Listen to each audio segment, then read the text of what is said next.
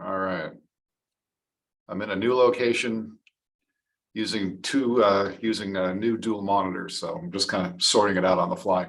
So today we're going to just take a slightly deeper dive into what we're talking about with shifting markets. So this will be a little bit of somewhat of a repeat, but at a deeper level from what we talked about last Monday. And for those of you who are on the call, the all call about shifting markets, we did this, just briefly. So it'll be a little bit redundant, but we're going to go a little bit deeper into it. So we talked about what markets are, and I think it's important to understand, right, that markets are very complex things, right? And so if you think about it in terms of markets operate similar to like an ecosystem. So you have unintended consequences and you have consequences, right? And so you push a little bit over here, it creates a problem over there, and so that's why markets they tend to kind of be uneven and finicky, right? They really run like a finicky engine, and when you've got a lot of moving parts, things will only run well for intermittent periods of time. So you take a look at the period that we just left, right? Like the housing cycle, it ran really well. It was a hot engine, okay? But it can only run like that, for so long until it needs to recalibrate. And so like we're talking about housing, you've had a 40% increase in housing costs in the last 2 years. Well, that's not sustainable. So things have to recalibrate. And that's really what we're going through right now. It's really, think about it in terms of like a soft reset, okay? It's not a hard reset like we had, 14 years ago, not anywhere even close to it. It doesn't share any of the same dynamics. But so understanding that that markets are really a lot like an ecosystem, a little bit like our bodies are kind of built this way too, right? Where we it's a little bit like an exercise, like you can't just exercise the front of your body, you have to exercise the back of your body, otherwise you'll always be out of alignment. And that's a little bit how markets operate. And so, one of the things I'm a huge advocate of is, well, what do we control? Well, we don't control much around us because, like we were just talking about, markets are complex, but what we control is what we do. Okay. We can't always control what goes on the outside, but we can always control what goes on the inside. And there's a reason for that. Is that we always want to be making contact with the future.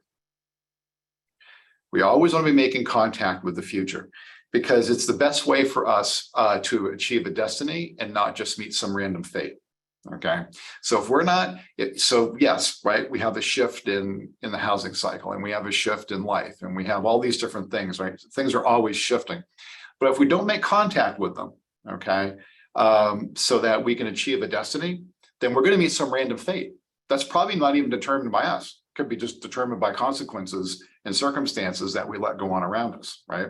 And so if we're constantly moving forward, controlling how we're handling, controlling what we're doing, okay, then we're making contact with the future, all right? And we're not going to be subject, to some random fate. And so we were talking about what to do, right, in the shift. And so the first thing is, in any type of shift, you want to become educated, okay? You got to do your research, all right? Now, we're in the internet age. It's a pretty easy thing to do. You can look up almost anything. And you want to become an expert at it, okay?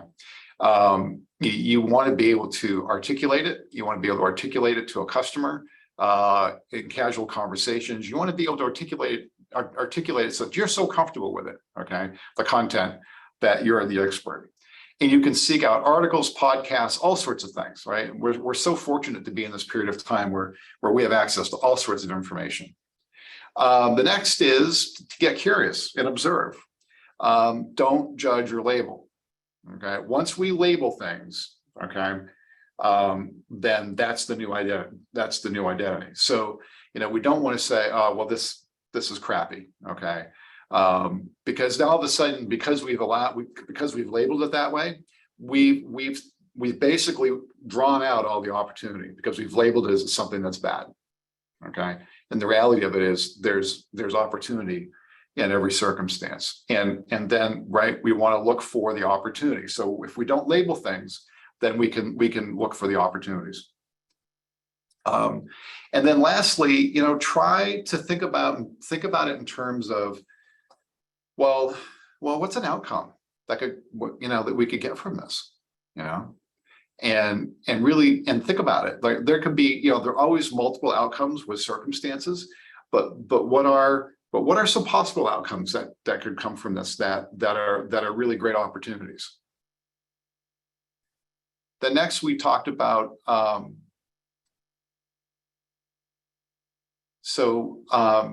exchange observations with others. I think this is really important. You want to be speaking to your peers on what they're seeing, how they're interpreting it.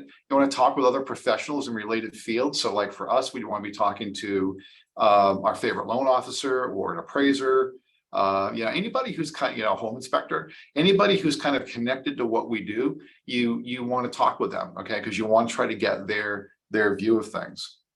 And then next, you want to evaluate your strategies and tactics. Now we're talking about, right, going, you know, kind of going deeper into understanding how do we manage shifts, right? So now the next thing is we want to get into your strategies and your tactics. You know, revisit your meta goals. And, you know, meta goals are your large overarching goals, okay, that you have for yourself, right? Or your, in this case, your real estate practice, whatever the case may be. Are they still valid? Okay. Does it still make sense? Does this still make sense to be my goal? And does the strategy fit within the shift? So sometimes when we're going through changes and we're managing change, we have to ask like the honest question, okay, well, does this still fit? Is this still realistic? And if so, or if not, then what new strategies will get you there? How do you adopt, you know, what a new strategy would look like? Then next is being realistic, right? Hope is not a strategy. You know, don't get paralyzed in waiting for things to go back to what you knew. I think that's a really important concept for people to understand. So our kind of our nature would be to wait for things to go back to the way they were. And actually, really nothing ever does that. It's a funny thing, right? Like we're always waiting for things to go back to where they were, and they never do, because they're not supposed to. They're supposed to move on, and so. But a lot of times, you know, and we've all done it. A lot of times, you know, we get stranded, we get stuck, and because we're waiting, and so it's that paralysis. I think that puts us behind the curve, right? And when we're in paralysis, we're not making contact with the future. Right, we're now all of a sudden we're subjected to some random fate. Okay, when we're in paralysis, write down the changes you want to make. So when we write things down, we're more committed. They feel more real to us. We can more easily compare and adjust. So once we have something written down, you know, I'm a journaler, but you can do it on a pad of paper. It doesn't matter. You can do it on your laptop or your phone, but you want to be able to easily compare your notes. All right. Well, I'm going to adjust to this strategy. I'm going to change my strategy. I'm going to change my tactics. Okay. Tactics being the more, you know, the strategy being the goal, tactics being, you know, what you're doing kind of every day to get there. But when they're written down, you can actually do a comparison on them. And that's really what you want to be able to do. You want to be able to do a comparison. You want to be checking in, especially early in a shift. Okay. Like you want to be checking every week, might be too much, but certainly every couple of weeks. Okay. And you start to make changes or little nuances to what you're doing. You know, lastly, get moving.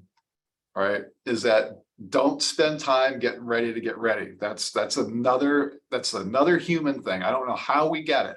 Right. But we've all done it. Okay. Well, we're getting ready to get ready. Well, I got to get ready so that I can get ready to do the work to get ready. Right. It's like, no, go get your list done, get moving. Okay. And don't spend too much time, right, in that getting ready stage, because it's another form of paralysis. It's kind of a sneaky form because you don't look at it as paralysis, or procrastination because you're kind of doing something. But if you're doing something that takes space, right, that gets in front of you moving, that's another form of paralysis or procrastination. And then, like we talked about, right, what not to do when there's a shift. And again, it's human nature, right? Human nature is to do more of what you know, right? Looking for the same outcome. And it's like the Ben Franklin quote, right? Doing more of what you've been doing and expecting a different outcome. It doesn't work that way. Okay. So human nature is to double down and do more. Problem is it leads to exhaustion and disappointment.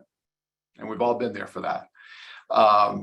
And you want to be following these 7 steps that we just went through, and now we have them in greater detail about how do you avoid it, right? How do you avoid doing more of what you're not supposed to do, right? Which is continuing to double down and work harder on things that don't necessarily fit the times that we're in. So that's at a deeper dive. Let's see if we have any chats. We don't have any chats. Anybody like to add anything?